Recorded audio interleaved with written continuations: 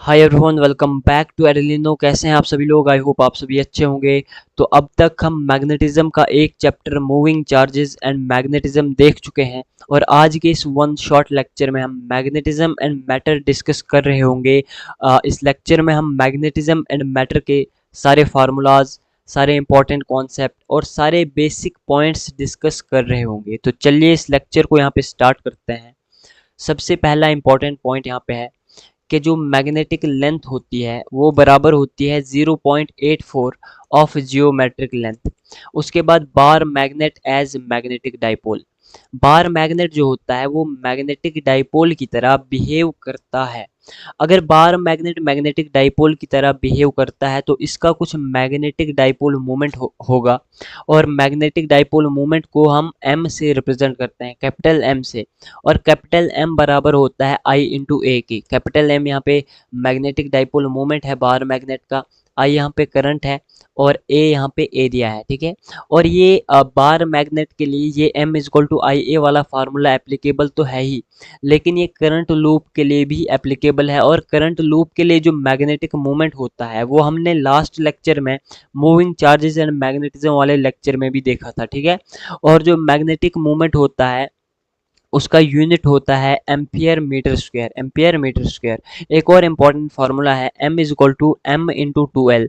ये capital M जो है ये मैग्नेटिक डाइपोल मोमेंट है, स्मॉल m जो है ये पोल स्ट्रेंथ है और 2l यहाँ पे मैग्नेटिक लेंथ है। जिस तरीके से इलेक्ट्रिक डाइपोल के केस में भी इलेक्ट्रिक डाइपोल लेंथ होती है, चार्ज होता है, ठीक है, वहाँ पे डाइपोल मोमेंट जो होता है Q इंटू टू एल होता है।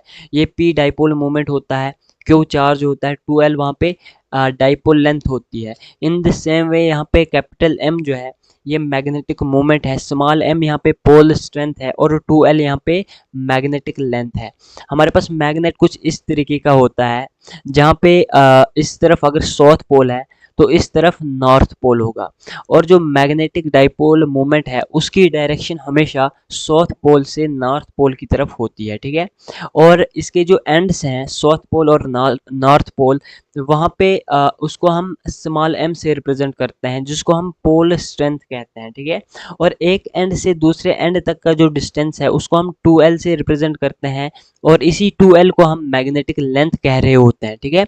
और मैग्नेटिक मूवमेंट कैपिटल M की जो डायरेक्शन होती है वो साउथ पोल से नॉर्थ पोल की तरफ होती है और कैपिटल M बराबर होता है स्मॉल m इंटू 2l। और इस कैपिटल M की डायरेक्शन साउथ से नॉर्थ की तरफ होती है। मैग्नेटिक मोमेंट की डायरेक्शन साउथ से नॉर्थ की तरफ होती है। स्मॉल m यहाँ पे पोल स्ट्रेंथ है, इसका यूनिट एम्पियर मीटर है, 2l यहाँ पे मैग्नेटिक लेंथ है।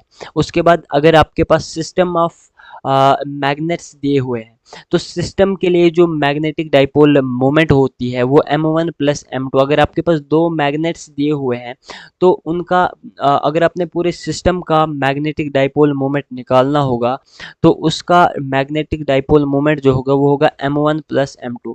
ये मैग्नेटिक डाइपोल मोमेंट है, मैग्नेटिक डाइपोल मोमेंट है for a system of magnets.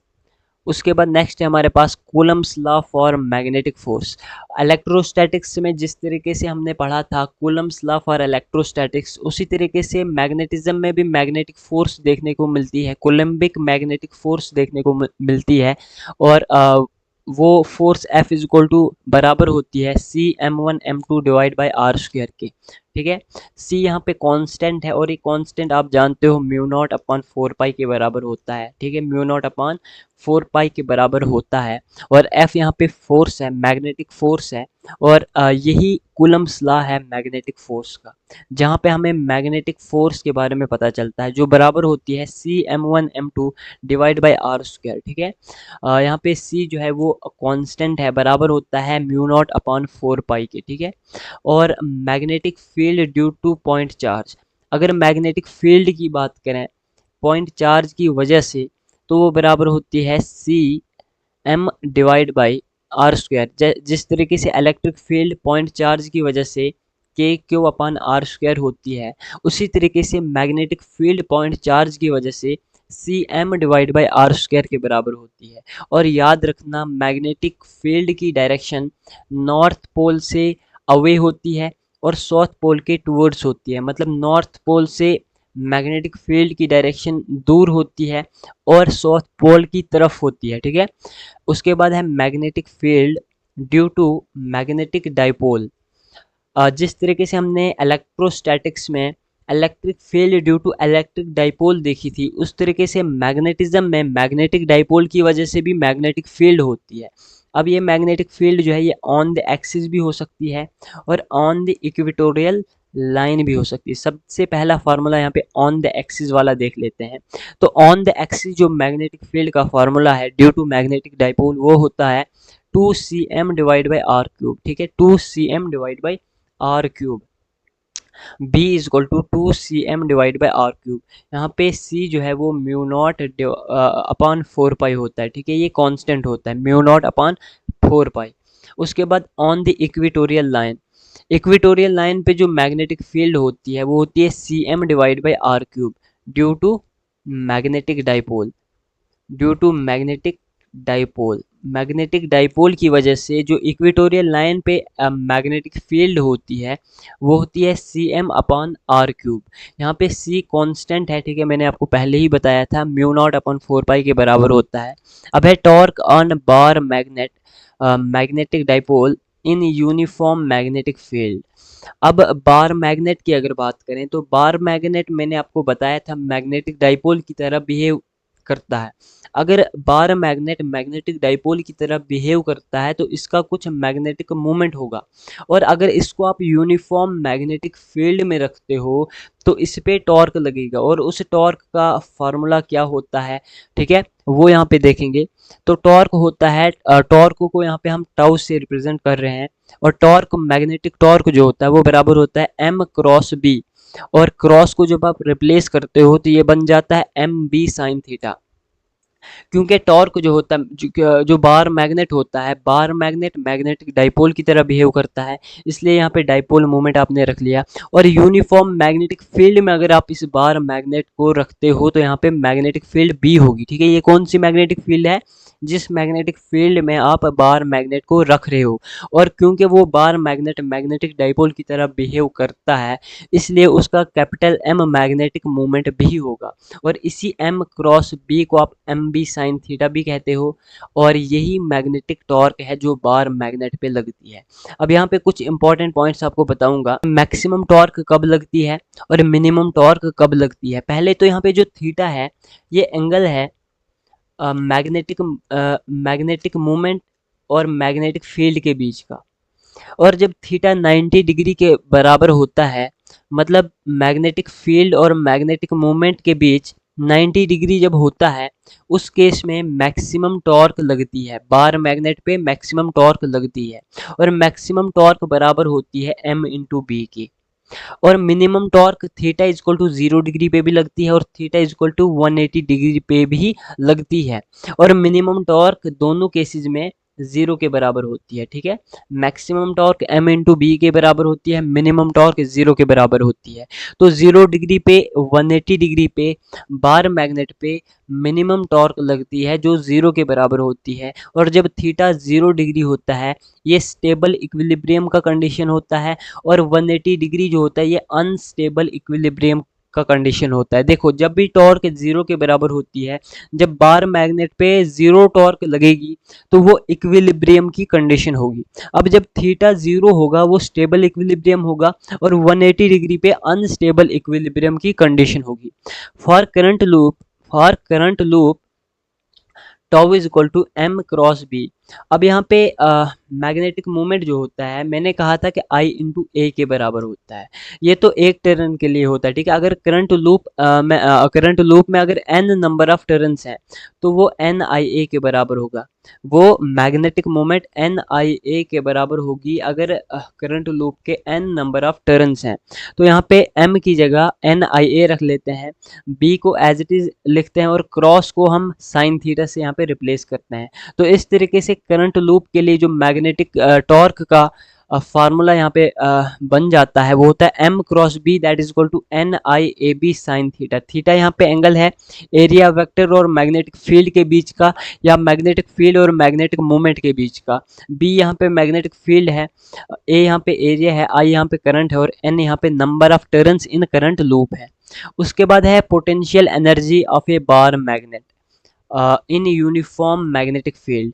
Uniform magnetic field में अगर आप बार मैग्नेट को रखते हो तो उस पर लगने वाली टॉर्क हमने देखी। अब उस बार मैग्नेट की पोटेंशियल एनर्जी कितनी होती है, उसका फार्मूला क्या है। जो मैग्नेटिक बार मैग्नेट होता है वो मैग्नेटिक डाइपोल की तरह एक्ट करता है, ठीक है, मैग्नेटिक फील्ड के अंदर, ये मैंने आपको पहले ही बताया। अब जो पोटेंशियल एनर्जी उस बार मैग्नेट की होती है वो होती है minus M dot B. M उस बार मैग्नेट का मैग्नेटिक डाइपोल मोमेंट है, बी वो यूनिफॉर्म मैग्नेटिक फील्ड है, ठीक है। और डॉट को जब आप रिप्लेस करते हो तो ये बन जाता है minus M B cos theta, क्योंकि डॉट जो होता है वो कॉस में रिप्लेस हो जाता है। तो इस तरीके से potential energy of bar magnet minus M dot B के बराबर होती है, that is equal to minus M B cos theta. अब है time period of freely suspended bar magnet. Time period ये काफ़ी ज़्यादा इंपॉर्टेंट है, क्योंकि इससे आगे बहुत सारे रिलेशंस डेराइव होने वाले हैं। ये काफ़ी अच्छे से याद कर लेना ये वाला फार्मूला टाइम पीरियड का, क्योंकि अगर आप ये एक फार्मूला टाइम पीरियड का याद कर लेते हो तो आगे बहुत सारे रिलेशंस, ठीक है, between time period and magnetic moment, between magnetic field and magnet time period, ये सारे रिलेशंस आगे इसी फार्मूले से निकलने वाले हैं।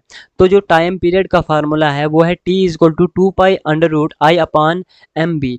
टी यहाँ पे टाइम पीरियड है फ्रीली सस्पेंडेड बार मैग्नेट का, आई यहाँ पे मोमेंट ऑफ इनर्शिया है, एम यहाँ पे मैग्नेटिक डाइपोल मोमेंट है, बी यहाँ पे मैग्नेटिक फील्ड है, ठीक है, मैग्नेटिक फील्ड है। उसके बाद गॉस लॉ ऑफ मैग्नेटिज्म, जैसे हमने इलेक्ट्रोस्टैटिक्स में गॉस लॉ ऑफ इलेक्ट्रोस्टैटिक्स पढ़ा था, उसी तरीके से मैग्नेटिज्म में गॉस लॉ ऑफ मैग्नेटिज्म देखने को मिलता है। अब यहाँ पे फ़र्क इतना है कि जो फ्लक्स होता है मैग्नेटिज्म में वो ज़ीरो के बराबर होता है, क्योंकि फ्लक्स एंटरिंग जो है वो फ्लक्स पासिंग आउट के बराबर होता है। इस तरीके से जो नेट फ्लक्स होता है थ्रू क्लोज्ड सरफेस वो ज़ीरो के बराबर निकल के आता है। तो जो मैग्नेटिक फ्लक्स होता है थ्रू क्लोज्ड सरफेस या थ्रू 3D सरफेस वो ज़ीरो के बराबर होता है, यही आपका गॉस लॉ है। और जो मैग्नेटिक फ्लक्स का फार्मूला होता है वो integration of B dot D A होता है। तो integration of B dot D A over closed surface जो होता है वो ज़ीरो के बराबर होता है, यही आपका गॉस लॉ है। क्योंकि जो फ्लक्स एंटरिंग होता है, जितना एक 3D सरफेस के अंदर फ्लक्स एंटर हो रहा है उतना ही फ्लक्स आउट हो रहा है, उतना ही फ्लक्स पास आउट हो रहा है उस 3D सरफेस से। इसलिए जो मैग्नेटिक फ्लक्स होता है, नेट मैग्नेटिक फ्लक्स, वो ज़ीरो के बराबर निकल के आता है। अब यहाँ पे नेक्स्ट टॉपिक है अर्थ मैग्नेटिज्म। अर्थ मैग्नेटिज्म काफ़ी इंपॉर्टेंट है। यहाँ पे एंगल ऑफ डिप जो होता है इसको हम डेल्टा से रिप्रेजेंट करते हैं, और ये एंगल होता है, मान लीजिए इस तरफ आपकी अर्थ की मैग्नेटिक फील्ड है और ये इसका हॉरिजेंटल कंपोनेंट है। तो अर्थ की मैग्नेटिक फील्ड और इसके हॉरिजेंटल के बीच का जो एंगल होता है उसी को एंगल ऑफ डिप डेल्टा कहते हैं, ठीक है।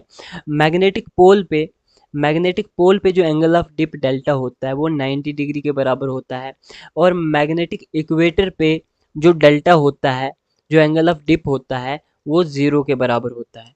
और जो डेल्टा एंगल ऑफ डिप होता है वो पॉजिटिव होता है नॉर्दर्न हेमिस्फीयर के लिए, और एंगल ऑफ डिप नेगेटिव होता है सॉदर्न हेमिस्फीयर के लिए। मान लीजिए आपका मैग्नेट है, उसको आप मैग्नेटिक फील्ड की डायरेक्शन में रखते हो, अर्थ की मैग्नेटिक फील्ड की डायरेक्शन में रखते हो मैग्नेट को, और अगर अर्थ की मैग्नेटिक फील्ड इस दिशा में है और ये इसका मैग्नेट का ये नॉर्थ पोल है और ये मैग्नेट का साउथ पोल है, तो जो अर्थ की मैग्नेटिक फील्ड का हॉरिजेंटल कंपोनेंट है वो इस तरफ होगा, और इसी को हम एच से रिप्रेजेंट कर रहे हैं, और इसके वर्टिकल कंपोनेंट को यहाँ पे वी से रिप्रेजेंट कर रहे हैं।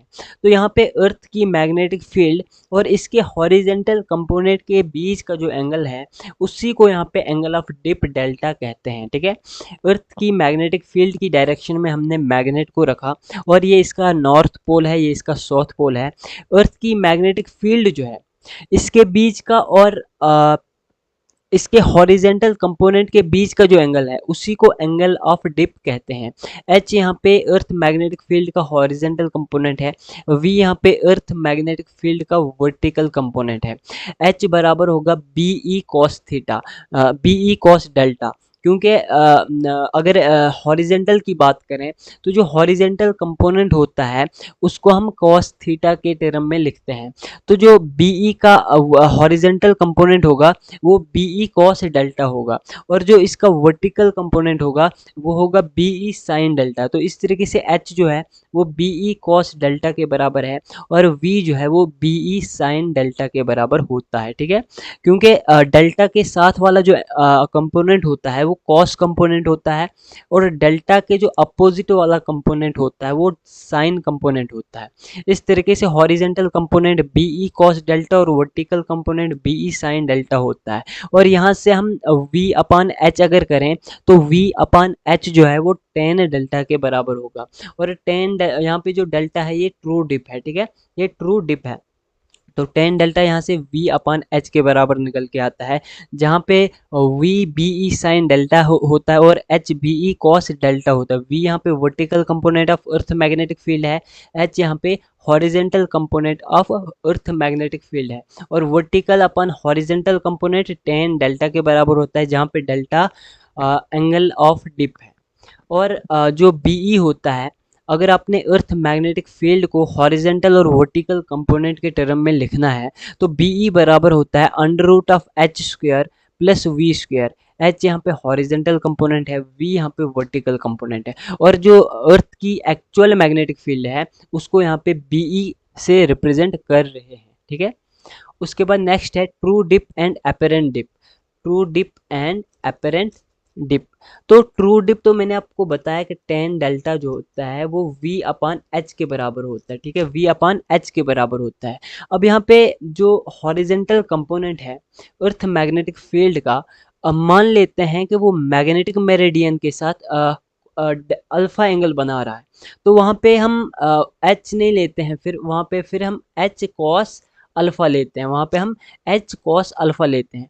तो अगर ये एच जो है हॉरिजेंटल ये अल्फा के टर्म में है तो वहाँ पे ट्रू डिप नहीं होगी, वहाँ पे डेल्टा जो होगा वो डेल्टा डैश होगा, और उसको हम एपेरेंट डिप कहते हैं। ठीक है, उसको हम एपेरेंट डिप कहते हैं। वैसे ये जो है एक्चुअली डायग्राम से समझ आता है, लेकिन हमारे पास यहाँ पे उतना टाइम नहीं है कि हम डायग्राम से वन बाय वन एक एक चीज़ को डिक्टेट करें, उतना टाइम हमारे पास यहाँ पे नहीं है, तो इसलिए जल्दी जल्दी में फार्मूले ही बताने पड़ रहे हैं। ठीक है, तो टेन डेल्टा जो होता है, टेन डेल्टा डैश जो होता है वो v upon H cos alpha होता है।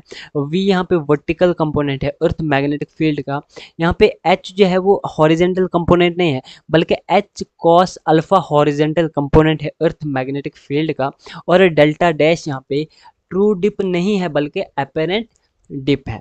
उसके बाद apparent dip of two vertical planes at right angle to each other. अगर हमारे पास दो वर्टिकल प्लेन्स हैं, एक ऐसे है और दूसरा ऐसे है, ठीक है, ये एक दूसरे के परपेंडिकुलर हैं।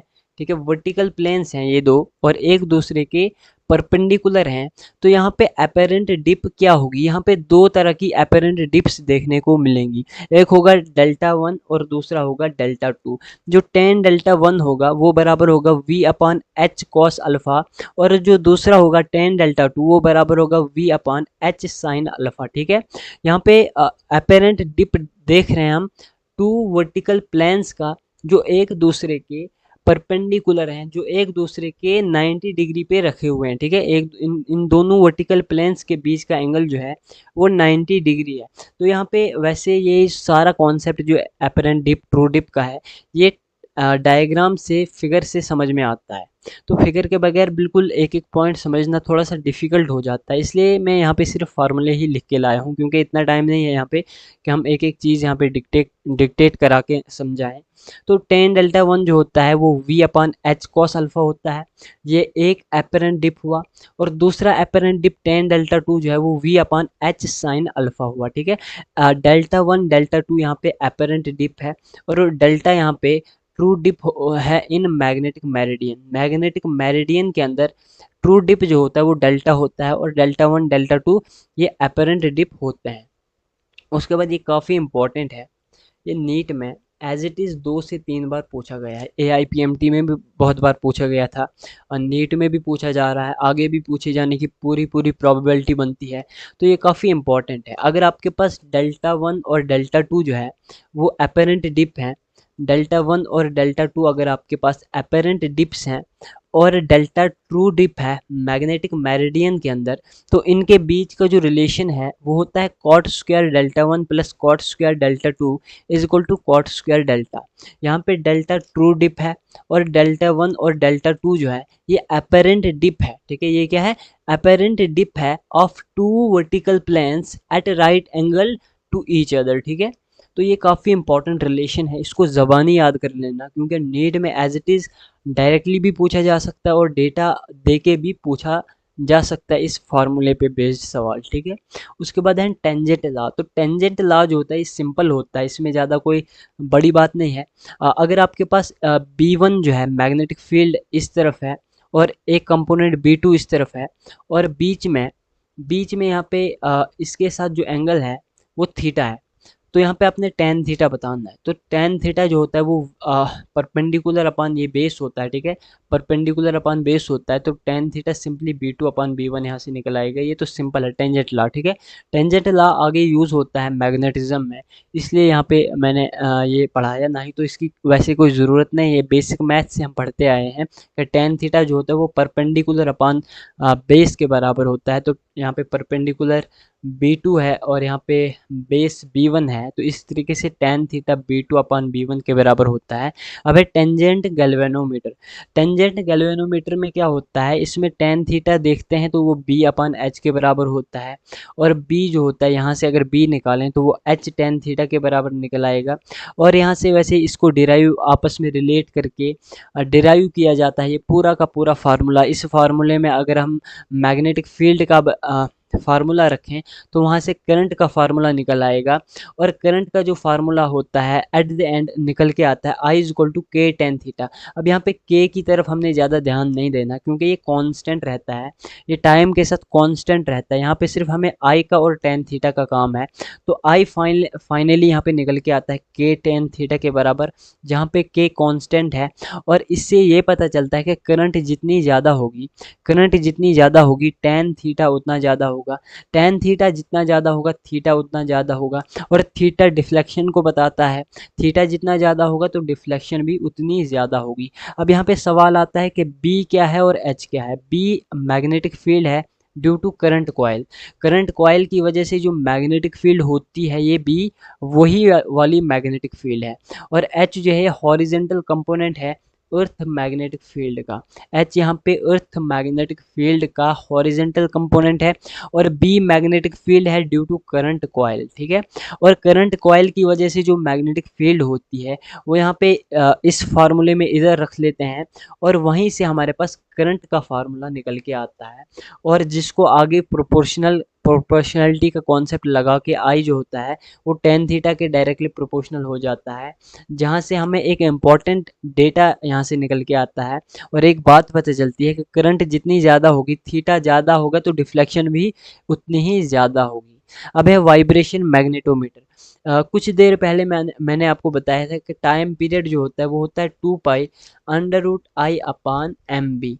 ठीक है, अब यहाँ पे इस फार्मूले में वाइब्रेशन मैग्नेटोमीटर के फार्मूले में हमने बी की जगह एच रखना है, बस फर्क इतना सा है। ठीक है, बी भी मैग्नेटिक फील्ड है, एच भी मैग्नेटिक फील्ड ही है, फ़र्क इतना है कि जो एच है वो मैग्नेटिक फील्ड का हॉरिजेंटल कंपोनेंट है। ठीक है, बाकी सब कुछ सेम है।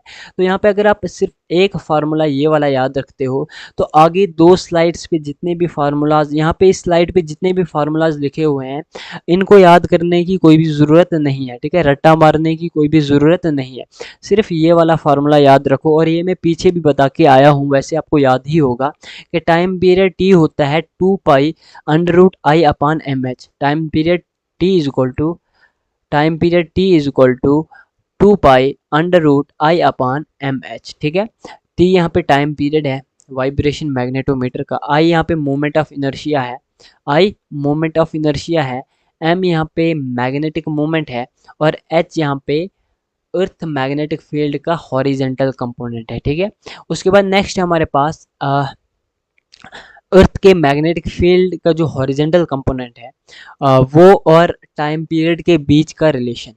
तो इसी से, यहीं से अगर हम निकालें, एक सेकंड, इसी फार्मूले से अगर हम T1 T2 को T1 टाइम पीरियड T और H को कंपेयर करें तो T1 अपॉन T2 निकल के आता है under root of H2 upon under root of H1। ठीक है, क्योंकि ये अंडर रूट M के इनवर्सली प्रोपोर्शनल होता है। तो दोनों तरफ से अगर आप स्क्वायर कर लेते हो तो यहाँ पे T1 square upon T2 square बराबर आता है H2 अपॉन H1। तो ये H2 अपॉन H1 यहाँ से निकल के आया। अगर H1 अपॉन H2 करना होगा इसको तो H1 अपॉन H2 निकल आएगा T2 square upon T1 square. ठीक है, तो इस तरीके से ये फार्मूला यहाँ पे बन जाता है। ठीक है, एक सेकेंड, ये वाला फार्मूला यहाँ पे बन जाता है। ठीक है, एक second, H1 upon H2 is equal to T2 upon T2 square upon T1 square. In the same way इसी वाले फार्मूले से ये वाला फार्मूला भी यहाँ पे निकल के आता है। ठीक है, यहाँ पे क्या करना है, दोनों तरफ से स्क्वायर करना है और दोनों तरफ से स्क्वायर करने के बाद आपने इसी फार्मूले से m को निकालना है। m को आपने इस तरफ लाना है, टाइम को इस तरफ, ये फार्मूला बन जाएगा m is equal to 4 pi square I upon T square H. ठीक है, m is equal to 4 pi square I upon T square H. ठीक है, m यहाँ पे मैग्नेटिक मोमेंट है, आई यहाँ पे मोमेंट ऑफ इनर्शिया है, टी यहाँ पे टाइम पीरियड है और h यहाँ पे मैग्नेटिक फील्ड है। यहाँ पे मैंने लिखा भी है कि b is equal to H. इस पर्टिकुलर केस में जो h है वो b के बराबर है। ठीक है, अर्थ मैग्नेटिक फील्ड के बराबर है। और अगर यहाँ से इस फार्मूले से हमने टाइम पीरियड और मैग्नेटिक मोमेंट के बीच का रिलेशन निकालना होगा, जिस तरीके से यहाँ पे पहले पॉइंट में हमने अर्थ की मैग्नेटिक फील्ड का जो हॉरिजेंटल कंपोनेंट है उसके और टाइम के बीच का रिलेशन निकाला, यहाँ पे मैंने आपको सिखाया। इन the same way time period T जो है वो अंडर रूट एम के इनवर्सली प्रोपोर्शनल है। तो प्रोपोर्शनैलिटी का कॉन्सेप्ट लगा के ये फार्मूला निकलता है m1 upon m2 is equal to T2 square upon T1 square. m1 upon m2 is equal to T2 square upon T1 square. T1 T2 यहाँ पे वाइब्रेशन मैग्नेटोमीटर का टाइम पीरियड है, m1 m2 यहाँ पे magnetic dipole moment है। ठीक है, उसके बाद है लाइक पोल्स। अगर आप लाइक पोल्स को एक साथ रखते हो, मतलब एक जैसे दो मैग्नेट्स को आप एक साथ रख रहे हो और उन दोनों मैग्नेट्स का जो लाइक पोल है, एक जैसा पोल, मान लीजिए नॉर्थ और नॉर्थ को आप एक दूसरे के साथ रख रहे हो, तो इस केस में जो टाइम पीरियड होगा वो T1 होगा और जो नेट मूवमेंट होगा, जो नेट मैग्नेटिक मूवमेंट होगा वो m1 प्लस m2 होगा। वो इसलिए क्योंकि आपने एक जैसे पोल को साथ में रखा। अगर आप अनलाइक पोल्स को टुगेदर रखते हो, अगर आप अनलाइक पोल्स को एक साथ रखते हो तो उसमें जो टाइम पीरियड होगा वो T2 होगा और उसमें जो नेट मूवमेंट होगा, नेट मैग्नेटिक मूवमेंट होगा वो m2 माइनस m1 होगा, क्योंकि दूसरे का जो मैग्नेटिक मूवमेंट है वो पहले वाले मैग्नेटिक मूवमेंट को कैंसिल करना चाहेगा, इसलिए जो नेट मैग्नेटिक मूवमेंट यहाँ पे निकल के आएगा वो m2 माइनस m1 होगा। तो इस तरीके से जब आप लाइक पोल्स टुगेदर रखते हो तो m1 प्लस m2 होगा नेट मैग्नेटिक मोमेंट। यहाँ पे टाइम हम T1 मान लेते हैं। अगर अनलाइक पोल्स को टुगेदर रखते हो, मतलब इस तरफ अगर आपने नॉर्थ रखा तो दूसरे मैग्नेट का इस तरफ आप साउथ रख रहे हो, तो अनलाइक पोल्स आपने टुगेदर रखे तो इसमें m2 minus m1 net magnetic moment होगा। इस केस में अगर हम m2 माइनस m1 के केस में T2 टाइम मान लेते हैं तो इस वाले फार्मूले को रिलेट करके, इस वाले फार्मूले के साथ इस कॉन्सेप्ट को रिलेट करके जो T1 अपन T2 का फार्मूला निकल के आता है वो बराबर होता है under root of m2 minus m1 divide by m1 plus m2। ठीक है, T1 जो है ये कौन सा टाइम है, ये जब आप लाइक पोल्स को टुगेदर रखते हो, और T2 कौन सा टाइम है, जब आप अनलाइक पोल्स को टुगेदर रखते हो, और ये बराबर होता है under root m2 minus m1 divide by m1 plus m2, क्योंकि टाइम पीरियड T जो होता है वो अंडर रूट m के इन्वर्सली प्रोपोर्शनल होता है, इसीलिए ये रिलेशन यहाँ पे निकल के आता है।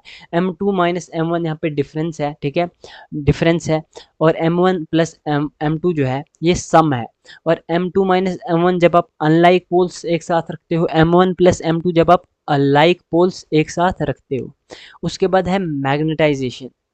मैग्नेटाइजेशन की अगर बात करें तो मैग्नेटाइजेशन को हम कैपिटल आई से रिप्रेजेंट करते हैं, और मैग्नेटाइजेशन जो होता है वो m अपॉन वी के बराबर होता है। आई यहाँ पे मैग्नेटाइजेशन है, m यहाँ पे मैग्नेटिक मोमेंट है, v यहाँ पे वॉल्यूम है।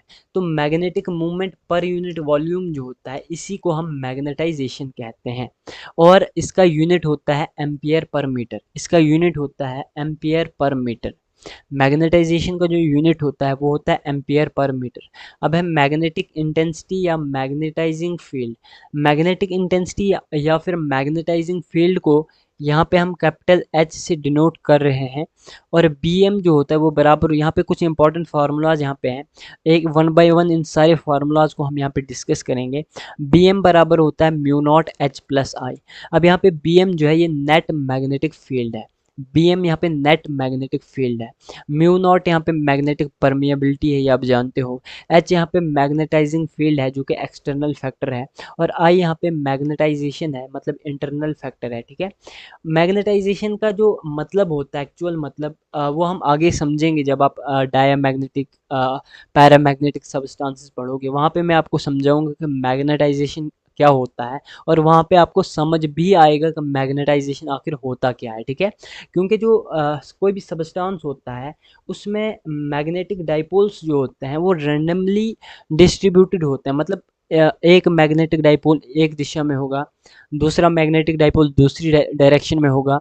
तो उन सारे मैग्नेटिक डाइपोल की ऐसी टेंडेंसी कि वो मैग्नेटिक फील्ड की डायरेक्शन में सारे के सारे अलाइन हो जाएं, उसी टेंडेंसी को हम मैग्नेटाइजेशन कहते हैं। तो ये किसी भी सबस्टांस का इंटरनल फैक्टर होता है, और इसी इंटरनल फैक्टर को मैग्नेटाइजेशन कहते हैं। तो एक जनरल फार्मूला है नेट मैग्नेटिक फील्ड का, B M is equal to mu naught H plus I. B M net magnetic field है, एच मैग्नेटाइजिंग फील्ड है जो कि एक्सटर्नल फैक्टर होता है, आई मैग्नेटाइजेशन होता है जो इंटरनल फैक्टर होता है। यहाँ पे आई जो होता है वो जीटा एच के बराबर होता है। एच तो यहाँ पे मैंने बताया कि मैग्नेटाइजिंग फील्ड होता है, जीटा यहाँ पे ससेप्टेबिलिटी होता है जो कि एक डायमेंशन लेस नंबर होता है। बहुत बार नीट में पूछा भी गया है कि जीटा जो है वो डायमेंशन लेस है कि नहीं है। ठीक है, ये नीट रिलेटेड काफ़ी इंपॉर्टेंट पॉइंट है। तो जो जीटा होता है इसको हम ससेप्टेबिलिटी कहते हैं, ये डायमेंशन लेस नंबर होता है। तो I is equal to zeta H. इस फार्मूले में आप आई की जगह जीटा एच रख सकते हो। ठीक है, अब यहाँ पे अगर बात करें वैक्यूम की, ये तो मैंने एक जनरल सा फार्मूला बताया, किसी भी मीडियम के लिए ये फार्मूला एप्लीकेबल हो सकता है। लेकिन वैक्यूम के अंदर जो मैग्नेटिक फील्ड होती है, वैक्यूम के अंदर जो मैग्नेटिक फील्ड होती है, जिस तरीके से यहाँ पे मैंने नेट मैग्नेटिक फील्ड को बी एम से रिप्रेजेंट किया, वैक्यूम के अंदर अगर मैं नेट मैग्नेटिक फील्ड को बी नॉट से रिप्रेजेंट कर रहा हूँ, बी नॉट का मतलब है मैग्नेटिक फील्ड इन वैक्यूम, और वैक्यूम के अंदर जो मैग्नेटाइजेशन होता है, आई की वैल्यू होती है वो जीरो के बराबर होती है। तो इस फार्मूले में अगर आप आई की वैल्यू जीरो के बराबर रखते हो, इस फार्मूले में अगर आप आई की वैल्यू जीरो के बराबर रखते हो, तो बी एम की वैल्यू म्यू नॉट एच के बराबर होगी। ठीक है, तो इस तरीके से यहाँ पे बी नॉट का फार्मूला म्यू नॉट एच के बराबर निकल के आता है। वो इसलिए क्योंकि वैक्यूम के अंदर मैग्नेटाइजेशन आई की वैल्यू ज़ीरो होती है। अगर मैग्नेटाइजेशन आई की वैल्यू ज़ीरो होगी तो बी नॉट जो होगा वो म्यू नॉट एच के बराबर निकल के आएगा। यहाँ पे बी नॉट जो है मैग्नेटिक फील्ड इन वैक्यूम है, म्यू नॉट एब्सोल्यूट परमिटिविटी है, और एच यहाँ पे आप जानते हो मैग्नेटाइजिंग फील्ड है जो कि एक्सटर्नल फैक्टर होता है। अब यहाँ पे म्यू एम की बात करें तो म्यू एम बराबर होता है mu naught one plus H, B M बराबर होता है mu M into H, mu R बराबर होता है mu M upon mu naught, और यही बराबर होता है वन प्लस जीटा के, और यही बराबर होता है B M upon B naught के। एक्चुअली ये जितने भी फार्मूलाज हैं अगर आप इनको आपस में रिलेट करो तो याद करने में बहुत आसानी होगी। यहाँ पे म्यू एम जो है ये मैग्नेटिक परमिएबिलिटी है, म्यू आर यहाँ पे रिलेटिव परमिएबिलिटी है, और म्यू एम मैग्नेटिक परमिएबिलिटी होती है, और म्यू आर रिलेटिव परमिएबिलिटी होती है, और म्यू नॉट क्या होता है एब्सोल्यूट परमिएबिलिटी। ठीक है, तो यहाँ से अगर आप म्यू नॉट को इस तरफ लाते हो तो mu M upon mu naught one plus zeta के बराबर होगा, और यही वन प्लस जीटा या mu M upon mu naught mu R के बराबर होता है। ठीक है, और यही mu B M upon B naught के बराबर भी होता है। इस फार्मूले में अगर आप म्यू एम की वैल्यू डाल देते हैं तो mu naught one plus zeta हो जाएगा इंटू एच। ठीक है, यहाँ पे इसको आप म्यू नॉट एच से अगर इसको मल्टीप्लाई करते हैं तो एच प्लस जीटा एच हो जाएगा, और यही क्या बनता है आगे mu naught H plus zeta H जो होता है वो आई के बराबर होता है। तो फाइनली एक दूसरे के साथ इन सारे फार्मूलाज को आप रिलेट कर सकते हैं। तो फाइनली बी एम का जो फार्मूला यहाँ से निकल के आया, mu naught H plus I, क्या निकल के आया, mu naught H plus I. और यही mu naught H plus I सबसे पहला फार्मूला मैंने यहाँ पे आपको बताया था, B M is equal to mu naught H plus I. यहाँ से आई जो होता है वो जीटा एच के बराबर होता है। और ठीक है, इस तरीके से म्यू एम का फार्मूला निकल के आता है। ठीक है, बी एम का फार्मूला निकल के आता है म्यू आर का। और वैक्यूम के अंदर जो फील्ड होती है वो बी नॉट होती है म्यू नॉट एच के बराबर। और वैक्यूम के अंदर आई ज़ीरो के बराबर होता है, मैग्नेटाइजेशन ज़ीरो के बराबर होता है। तो इस तरीके से ये सारे के सारे फार्मूलाज मैग्नेटाइजेशन के यहाँ पे हमने सारे के सारे कंप्लीट कर लिए। अब यहाँ पे डायामैग्नेटिज्म पढ़ने वाले हैं। डायामैग्नेटिज्म के बाद हम पैरामैग्नेटिज्म पढ़ेंगे, उसके बाद फेरोमैग्नेटिज्म पढ़ेंगे। तो डायामैग्नेटिज्म ये वैसे थ्योरी, इसमें ज़्यादातर हम थ्योरी के पॉइंट्स ही डिस्कस कर रहे होंगे। तो डायामैग्नेटिज्म, पैरामैग्नेटिज्म, फेरोमैग्नेटिज्म और हिस्टेरोसिस जो है, इसमें वैसे समझने की कोई तो बात वैसे है नहीं, कोई ऐसा कॉन्सेप्ट नहीं है कि जिसको समझने में ज़्यादा देर लग जाए। इसलिए ये थ्योरी के पॉइंट्स में जल्दी जल्दी यहाँ पे डिक्टेट करता जाऊँगा, इनको ध्यान से सुन के बाद में याद कर लेना। तो डायामैग्नेटिज्म के एग्जांपल बिस्मथ होता है, कॉपर, गोल्ड, क्वार्ट्ज होता है, मरकरी, वाटर, अल्कोहल, एयर और हाइड्रोजन होता है। जो डायामैग्नेटिज्म होता है, डायामैग्नेटिक सब्सटेंसेस होते हैं, ये वीकली रिपेल्ड होते हैं अप्लाइड मैग्नेटिक फील्ड के द्वारा।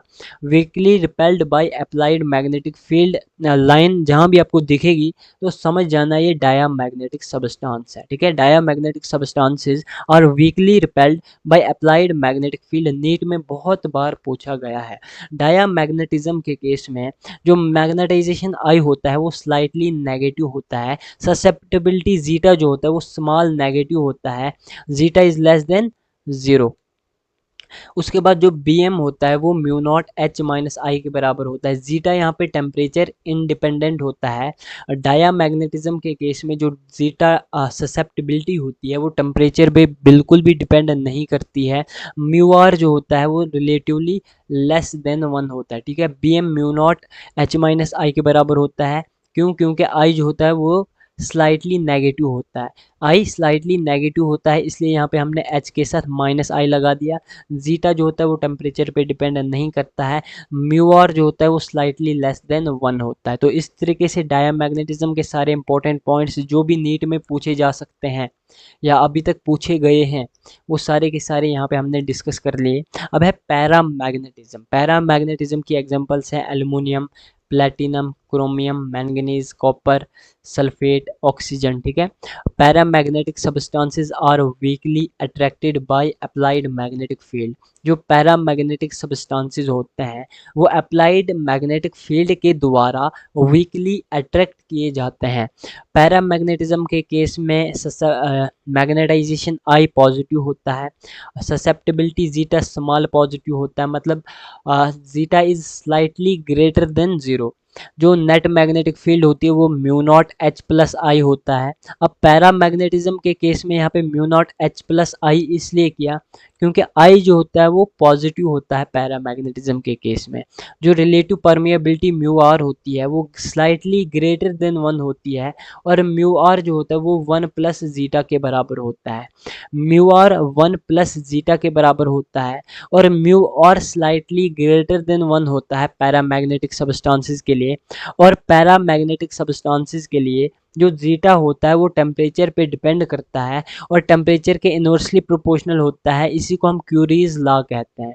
और प्रोपोर्शनलिटी को हटाने के बाद यहाँ पे कांस्टेंट आता है, और इस तरीके से जीटा बराबर हो जाता है सी अपॉन टी के। सी यहाँ पे क्यूरी कांस्टेंट है, टी टेम्परेचर है, जीटा यहाँ पे ससेप्टेबिलिटी है, और जीटा जो होता है वो टेम्परेचर टी के इनवर्सली प्रोपोर्शनल होता है। इसलिए यहाँ पे कुछ ऐसी कर्व देखने को मिलती है। ठीक है, ऐसी कर्व यहाँ पे देखने को मिलती है। जीटा वर्सेस टेम्परेचर के बीच का जब ग्राफ यहाँ पे देखते हैं तो वो कुछ इस तरीके से यहाँ पे बन के आता है, जिससे हमें ये पता चलता है कि जीटा जितना बढ़ेगा टेम्परेचर उतना कम होगा, टेम्परेचर जितना बढ़ाओगे जीटा उतना कम होता जाएगा। ठीक है, उसके बाद है फेरोमैग्नेटिज्म। फेरोमैग्नेटिज्म की एग्जांपल्स है आयरन है, निकल, कोबाल्ट है, एल्निको है। और फेरोमैग्नेटिक सब्सटेंसेस में हमें एलॉयज भी देखने को मिलते हैं, जैसे एल्निको हो गया, इसके अलावा आयरन हो गया, निकल, कोबाल्ट, ठीक है। और फेरोमैग्नेटिक सब्सटेंसेस जो होते हैं वो अप्लाइड मैग्नेटिक फील्ड के द्वारा स्ट्रांगली अट्रैक्ट होते हैं।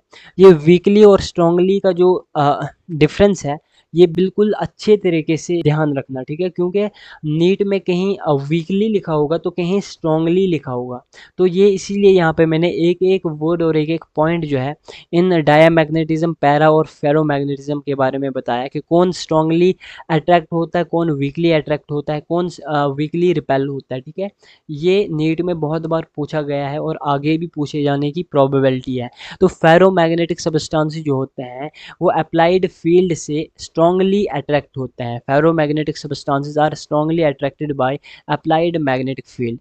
अब यहाँ पे डोमेन थ्योरी आती है। बहुत बार ऐसा भी पूछा जा सकता है कि डोमेन थ्योरी जो होती है ये कौन से सब्सटेंसेस के लिए एप्लीकेबल होती है। तो डोमेन थ्योरी जो होती है वो फेरोमैग्नेटिक सब्सटेंसेस के लिए एप्लीकेबल होती है। डोमेन थ्योरी में हम दो पॉइंट्स पढ़ते हैं, दो कॉन्सेप्ट पढ़ते हैं। एक होता है डोमेन ग्रोथ और दूसरा होता है डोमेन ओरिएंटेशन। डोमेन ग्रोथ होता है मतलब आप जानते हो कि हर एक सब्सटेंस में एक मैग्नेटिक डाइपोल होता है। हर एक सब्सटेंस के अंदर एटम्स होते हैं और वो एटम्स जो होते हैं वो मैग्नेटिक डाइपोल की तरह बिहेव करते हैं। उसके लिए वेरियस रीजंस होते हैं, उन रीजंस के बारे में हमने यहाँ पे डिस्कस नहीं करना है। लेकिन वो जो एटम्स होते हैं जो मैग्नेटिक डाइपोल की तरह बिहेव करते हैं, वो अगर ग्रो करने लग जाएं, अगर वो मैग्नेटिक फील्ड की डायरेक्शन में है तो वो ग्रो करने लग जाएंगे, उसी को हम डोमेन ग्रोथ कहते हैं।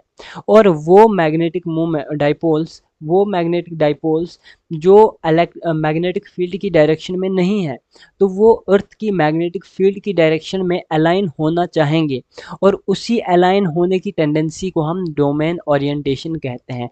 जो मैग्नेटिक फील्ड की डायरेक्शन में है वो ग्रो हो जाएंगे, उनका साइज बढ़ेगा, उसको डोमेन ग्रोथ कहते हैं।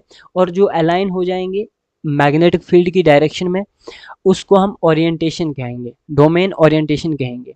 और ये कब होगा? When external field is applied, जब हम एक्सटर्नल फील्ड अप्लाई करेंगे, ठीक है। उस केस में डोमेन थ्योरी के यहाँ पे दो कॉन्सेप्ट जो है वो यहाँ पे एक्ट होंगे। एक है डोमेन ग्रोथ और दूसरा है डोमेन ओरिएंटेशन, ठीक है। उसके बाद फेरोमैग्नेटिक सब्सटेंसेस के लिए जो मैग्नेटाइजेशन आई होता है वो लार्ज पॉजिटिव होता है बिकॉज ऑफ डोमेन थ्योरी। और जीटा ससेप्टेबिलिटी जो होता है वो वेरी लार्ज होता है, वेरी लार्ज पॉजिटिव होता है, अप्रोक्सीमेटली 10⁻³ के बराबर होता है। और आई जो होता है वो जीटा एच के बराबर होता है, और जीटा जो होता है वो वेरी लार्ज होता है फेरोमैग्नेटिक सब्सटेंसेस के लिए। और म्यू आर जो होता है रिलेटिव परमिएबिलिटी वो ग्रेटर देन 1 होता है, एक से बहुत बड़ा होता है। फेरोमैग्नेटिक सब्सटेंसेस के लिए रिलेटिव परमेबिलिटी म्यू आर एक से बहुत बड़ा होता है, इसलिए जो म्यू आर होता है वो 1 + जीटा होता है, क्योंकि म्यू आर जो होता है वो 1 + जीटा के बराबर होता है। और जीटा की वैल्यू अगर 10⁻³ के मैग्नीट्यूड में है तो इससे साफ दिख रहा है कि म्यू आर भी बहुत बड़ा ही होगा, ठीक है। तो फेरोमैग्नेटिक सब्सटेंसेस के लिए मैग्नेटाइजेशन ज़्यादा होता है, ससेप्टेबिलिटी बहुत बड़ी होती है, रिलेटिव परमेबिलिटी म्यू आर भी बहुत बड़ी होती है, इसकी वैल्यू भी बहुत बड़ी होती है, एक से बहुत बड़ी होती है इसकी वैल्यू, क्योंकि म्यू आर 1 + जीटा होता है और जीटा की वैल्यू 10⁻³ के मैग्नीट्यूड में है। तो अगर जीटा इतना बड़ा है तो जाहिर सी बात है कि म्यू आर भी बहुत बड़ा ही होगा, एक से बहुत ज़्यादा है म्यू आर। उसके बाद जो फेरोमैग्नेटिक सब्सटेंसेस होते हैं वो टेम्परेचर इंडिपेंडेंट होते हैं, मतलब फेरोमैग्नेटिक सब्सटेंसेस टेम्परेचर पे डिपेंड नहीं करते हैं। लेकिन टेम्परेचर अगर आप इंक्रीज करते जाओगे तो एक टाइम ऐसा आएगा कि जो आई की वैल्यू है वो कम होती जाएगी, जिससे जीटा भी कम होता जाएगा। और जीटा जो है वो टेम्परेचर टी के इन्वर्सली प्रोपोर्शनल होता है। अगर टेम्परेचर आप बहुत ज़्यादा बढ़ाते जाओगे तो एक ऐसा पॉइंट आएगा जब आई जो है वो कम होता जाएगा, जिससे जीटा भी कम होता जाएगा, उसको हम क्यूरी टेम्परेचर कहते हैं, जहाँ पे फेरोमैग्नेटिक सब्सटेंस पैरामैग्नेटिक सब्सटेंस में कन्वर्ट होता है। नीट में ये सवाल भी पूछा जा सकता है कि ऐसा कौन सा सब्सटेंस है जहाँ पे क्यूरी टेम्परेचर आने पे वो अपने वो सबस्टांस किसी और प्रॉपर्टी वाले सबस्टांस में चेंज हो जाता है, तो वो फेरोमैग्नेटिक सबस्टांस होता है जो एक्चुअली टेम्परेचर इंडिपेंडेंट होता है, लेकिन बहुत ज़्यादा टेम्परेचर बढ़ाने पे मैग्नेटाइजेशन कम हो जाता है, जिससे ससेप्टेबिलिटी कम हो जाता है, और क्यूरी टेम्परेचर पे वो फेरोमैग्नेटिक सबस्टांस पैरामैग्नेटिक सबस्टांस में चेंज हो जाता है। और जब टेम्परेचर क्यूरी टेम्परेचर को पार कर जाता है, उस वक्त जो जीटा होता है वो टी माइनस टी सी के इन्वर्सली प्रोपोर्शनल हो जाता है। ये लॉ उस वक्त एप्लीकेबल हो जाता है, ठीक है। ये लॉ उस वक्त मतलब वैलिड हो जाता है कि जीटा जो है वो टी माइनस टी सी के इन्वर्सली प्रोपोर्शनल हो जाता है। ये ऑलवेज एप्लीकेबल नहीं है। ये zeta is inversely proportional to T minus T C always valid नहीं है। ये सिर्फ उस टेम्परेचर पे वैलिड है जब वो टेम्परेचर क्यूरी टेम्परेचर से ज़्यादा होगा। टी यहाँ पे टेम्परेचर है जिस टेम्परेचर पे हम अभी इस सबस्टांस को देख रहे हैं, और T C Curie Curie temperature है, जीटा यहाँ पे ससेप्टेबिलिटी है। और जब टेम्परेचर जो है फेरोमैग्नेटिक सबस्टांस का क्यूरी टेम्परेचर से ज़्यादा हो जाएगा, वहाँ पे जीटा जो है टी माइनस टी सी के इन्वर्सली प्रोपोर्शनल फिर हो जाएगा, ठीक है। टी यहाँ पे वो उस सबस्टांस का टेम्परेचर है, टी सी क्यूरी टेम्परेचर है जिस टेम्परेचर को अचीव करने के बाद फेरोमैग्नेटिक सबस्टांस पैरामैग्नेटिक में कन्वर्ट हो जाता है। और इसी लॉ को हम क्यूरी वीस लॉ कहते हैं। इसी लॉ को हम क्यूरी वीस लॉ कहते हैं, जो फेरोमैग्नेटिक सबस्टांस के लिए एप्लीकेबल होता है। और क्यूरी टेम्परेचर के बाद जो होता है फेरोमैग्नेटिक सबस्टांस पैरामैग्नेटिक सबस्टांस में कन्वर्ट हो जाता है। अब यहाँ पे नेक्स्ट टॉपिक जो है वो है हिस्टेरेसिस। हिस्टेरेसिस वैसे उतना इम्पोर्टेंट नहीं है क्योंकि इसमें से अभी तक वैसे सवाल पूछे नहीं गए हैं, लेकिन फिर भी आगे पूछे जाने की प्रोबेबिलिटी है। हिस्टेरेसिस को वैसे एक ग्राफ के ज़रिए बिल्कुल अच्छे से समझा जाता है, लेकिन हमारे पास यहाँ पे उतना टाइम नहीं है कि एक एक चीज़ को डिक्टेट करा के यहाँ पे ग्राफ से समझाएं। तो यहाँ पे मैं थोड़े बहुत पॉइंट्स लिख के लाया हूँ जिससे हिस्टेरेसिस का थोड़ा बहुत कॉन्सेप्ट आपको आ जाएगा। हिस्टेरेसिस एक्चुअली जो होता है, हिस्टेरेसिस जो होता है ये आई वर्सेस एच के बीच का ग्राफ होता है। ये आई वर्सेस एच के बीच का ग्राफ होता है। आई यहाँ पे मैग्नेटाइजेशन है, एच यहाँ पे मैग्नेटाइजिंग फील्ड है, ठीक है। आई वर्सेस एच के बीच का ग्राफ जो होता है उसी को हम हिस्टेरेसिस कहते हैं, इसी साइकिल को हम हिस्टेरेसिस कहते हैं। तो ग्राफ से एक एक चीज़ समझाना हमारे लिए थोड़ा सा इम्पॉसिबल है क्योंकि टाइम उतना ज़्यादा नहीं है, तो इसलिए थोड़े बहुत पॉइंट्स यहाँ पे लिख के लाया हूँ जिससे आपको हिस्टेरेसिस का थोड़ा बहुत कॉन्सेप्ट समझ में आ जाएगा। देखो इनिशियली अगर हमारे पास मैग्नेटाइजिंग फील्ड एच ज़ीरो के बराबर है, अगर एच हमारे पास ज़ीरो के बराबर है तो इनिशियली आई भी ज़ीरो के बराबर ही होगा। आई मैग्नेटाइजेशन है, एच मैग्नेटाइजिंग फील्ड है। जो जो आप मैग्नेटाइजिंग फील्ड को बढ़ाओगे तो मैग्नेटाइजिंग फील्ड को इंक्रीज करने पे मैग्नेटाइजेशन आई भी इंक्रीज हो जाएगा। तो एच को जितना आप ज़्यादा बढ़ाओगे तो आई भी उतना ही ज़्यादा बढ़ जाएगा। लेकिन अगर आप अचानक से एच को ज़ीरो के बराबर कर देते हो, एच को अगर आप ज़ीरो के बराबर कर देते हो तो इस कंडीशन में आई जो है मैग्नेटाइजेशन जो है वो ज़ीरो के बराबर नहीं होगा। और एच को ज़ीरो करने पे जो आई की वैल्यू रहती है उसी को हम रिटेंटिविटी कहते हैं, उसी को हम रिटेंटिविटी कहते हैं। एक बार फिर से रिपीट कर रहा हूँ कि इनिशियली अगर हमारे पास मैग्नेटाइजिंग फील्ड एच ज़ीरो के बराबर है तो मैग्नेटाइजेशन आई भी ज़ीरो के बराबर ही होगा। एच की वैल्यू को जितना इंक्रीज करोगे आई भी साइमल्टेनियसली उतना ही इंक्रीज होता जाएगा। अचानक से अगर आप एच की वैल्यू को ज़ीरो कर देते हो तो आई की वैल्यू ज़ीरो नहीं होगी। आई की इसी वैल्यू को जो एच इक्वल टू ज़ीरो पे हमें देखने को मिलेगी उसको हम रिटेंटिविटी कहते हैं। लेकिन अगर हमने आई को ज़ीरो करना होगा तो एच इक्वल टू ज़ीरो, जब एच ज़ीरो पे पहुंच जाता है तो यहाँ से एच को हमने नेगेटिव वैल्यू में ले जाना है, एच को हमने नेगेटिव वैल्यू में ले जाना है। और एच की वो नेगेटिव वैल्यू जहाँ पे आई की वैल्यू ज़ीरो हो जाएगी उसी एच की वैल्यू को हम क्यूरेसिटिविटी कहते हैं। याद रखना रिटेंटिविटी आई की वैल्यू होती है और क्यूरेसिटिविटी जो होती है ये एच की वैल्यू होती है, ठीक है। आई की वो वैल्यू जहाँ पे एच ज़ीरो हो जाता है उसको हम रिटेंटिविटी कहते हैं, और H की वो वैल्यू जहाँ पे I ज़ीरो हो जाता है उसको हम क्यूरसिटिविटी कहते हैं। और याद रखना जो H की वैल्यू होती है जहाँ पे I ज़ीरो होता है वो H की नेगेटिव वैल्यू होती है, क्योंकि I ज़ीरो तभी होगा जब H को आप नेगेटिव में ले जाओगे। और ये हिस्टैरिसीस का पूरा साइकिल जो होता है ये सिर्फ फेरोमैग्नेटिक सब्सटेंसेस में देखा जाता है। अब रिटेंटिविटी क्यूरसिटिविटी को समझाने के लिए थोड़ा सा मैंने यहाँ पे ये बेसिक पॉइंट्स बता दिए कि I ज़ीरो कब होता है, H ज़ीरो कब होता है, और H की ज़ीरो वैल्यू पे I की वैल्यू को रिटेंटिविटी कहते हैं। H की नेगेटिव वैल्यू पे I की वैल्यू जब ज़ीरो होती है H की उस नेगेटिव वैल्यू को हम क्यूरसिटिविटी कहते हैं। और ये हिस्टैरिसीस का पूरा प्रोसेस जो होता है ये फेरोमैग्नेटिक सब्सटेंसेस में ही देखा जाता है। अब यहाँ पे जो I वर्सेस H का ग्राफ हम खींचते हैं उससे पूरा साइकिल समझ में आता है, और वहाँ से हमें एक पॉइंट यहाँ पे समझ में आता है, वहाँ से हमें एक पॉइंट दिखता है कि जो एनर्जी लॉस्ट पर साइकिल पर यूनिट वॉल्यूम होता है वो mu naught into area of I H curve के बराबर होता है।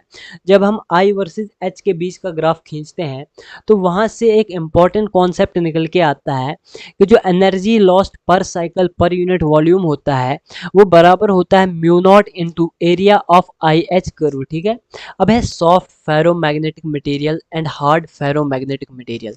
अब कोई भी फेरोमैग्नेटिक मटेरियल सॉफ्ट है या हार्ड है ये बहुत सारे फैक्टर्स पे डिपेंड करता है, जैसे रिटेंटिविटी हो गया, क्यूरसिटिविटी हो गया, एरिया, जीटा हो गया, म्यू हो गया। ठीक है, ये सारी चीज़ों पे फेरोमैग्नेटिक का हार्ड होना या सॉफ्ट होना डिपेंड करता है। सबसे पहले यहाँ पे सॉफ्ट फेरोमैग्नेटिक मटेरियल की बात करेंगे। ये लो रिटेंटिविटी इनमें होती है, लो क्यूरसिटिविटी होती है, इनमें स्मॉल एरिया होता है, हाई जीटा हाई म्यू होता है। ठीक है, इनमें ससेप्टिबिलिटी ज़्यादा होती है और इनमें परमेबिलिटी भी ज़्यादा होती है। ये यूज़ होते हैं सोलेनाइड में, ट्रांसफार्मर कोर में, टेम्परेरी मैग्नेट को बनाने में यूज़ होते हैं। उसके बाद अगर हार्ड फेरोमैग्नेटिक मटेरियल्स की बात करें तो इनमें हाई रिटेंटिविटी होती है, हाई क्यूरसिटिविटी होती है, लार्ज एरिया होता है, लो जीटा एंड लो म्यू होता है। हार्ड फेरोमैग्नेटिक मटेरियल का जो ससेप्टिबिलिटी होती है वो बहुत कम होती है, इनके अंदर परमेबिलिटी भी बहुत कम होती है, और ये यूज़ होते हैं परमानेंट मैग्नेट को बनाने में। स्टील हो गया, एल्निको हो गया। एल्निको जो होता है ये एलॉय ऑफ एल्युमिनियम, निकल एंड कोबाल्ट होता है। तो हार्ड फेरोमैग्नेटिक मटेरियल जनरली तीन चीज़ों को बनाने में यूज़ होते हैं। एक तो परमानेंट मैग्नेट को बनाने में हार्ड फेरोमैग्नेटिक मटेरियल का यूज़ होता है, दूसरा स्टील में यूज़ होते हैं, एल्निको में यूज़ होते हैं, और सॉफ्ट फेरोमैग्नेटिक मटेरियल की बात करें तो सोलेनाइड, ट्रांसफार्मर कोर और टेम्परेरी मैग्नेट्स में यूज़ होते हैं। तो सॉफ्ट फेरोमैग्नेटिक मटेरियल और हार्ड फेरोमैग्नेटिक मटेरियल के जितने भी पॉइंट्स यहाँ पे मैंने लिखाए हैं ये सारे के सारे अभी तक पूछे गए हैं। ठीक है, रिटेंटिविटी क्यूरसिटिविटी के बारे में पूछा गया है, और पर्टिकुलरली जो इनके यूजेस हैं इनमें से भी एक दो पॉइंट्स अभी तक पूछे गए हैं। ठीक है, नीट में यहाँ से सवाल आया हुआ है, नहीं तो मैं ये थ्योरी के पॉइंट्स थोड़ी यहाँ पे कराता। इनमें से सवाल पूछा गया है प्रीवियस ईयर में, इसलिए ये सारे पॉइंट्स यहाँ पे मैंने लिखाए हुए हैं। तो रिटेंटिविटी, कोर्सिटिविटी, जीटा म्यू किसका हाई है किसका लो है ये अच्छे से देखना, और इसके यूजेस भी अच्छे से याद कर लेना। ठीक है, तो चलिए इस तरीके से यहाँ पे मैग्नेटिज्म एंड मैटर कंप्लीट हो जाता है। इस लेक्चर में मैंने आपको मैग्नेटिज्म एंड मैटर के सारे important formulas one by one, सारे इंपॉर्टेंट कॉन्सेप्ट्स और बहुत सारी थ्योरी के पॉइंट्स भी कवर कराए। और मैग्नेटिज्म एंड मैटर में से न्यूमेरिकल्स के अलावा थ्योरी भी पूछी जाती है।